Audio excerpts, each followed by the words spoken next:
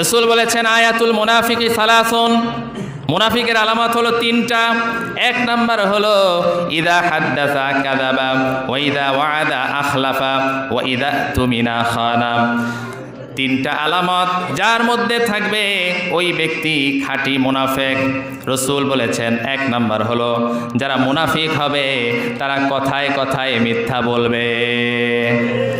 দুই নাম্বার হলো ওয়াদা করলে খেলাফ করবে। তিন নাম্বার হলো আমানত রাখলে খেয়ানাত করবে। এই তিনটা আলামত যার মধ্যে থাকবে সে খাঁটি মুনাফিক। সে বলেন সে কি খাঁটি মুনাফিক। আর আমি দেখেছি এই তিনটা আলামত সবচেয়ে বেশি পাওয়া যায় রাজনীতিবিদ নেতাদের মধ্যে, ঠিক কিনা বলেন? দেখবেন অধিকাংশ নেতা আছে, নেত্রী আছে যারা কথায় কথায় বক্তৃতার মঞ্চে দাঁড়িয়ে মিথ্যা বলে, আর শয়তান কানে আঙ্গুল দিয়ে দাঁড়ায় থাকে, যেহেতু আমার থেকে বড় শয়তান, কথা বলে না। এরপরে ওয়াদা করলে খেলাফ করে। নির্বাচনের আগে কত যে ওয়াদা, রাস্তা করে দেব, ব্রিজ করে দেব, কালভার্ট করে দেব, টিউবওয়েল কেটে দেব, এরকম ওয়াদা আছে না নাই? এরকম ভোট পাওয়ার ওয়াদা, ভোট যখন শেষ হয়ে যায়, নির্বাচন যখন শেষ হয়ে যায়, ওয়াদাও শেষ।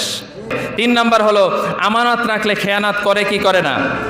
দেশের টাকা, দশের টাকা, জনগণের টাকা সব কানাডাতে নিয়ে যায়, বেগম পাড়ায় বাড়ি বানায়।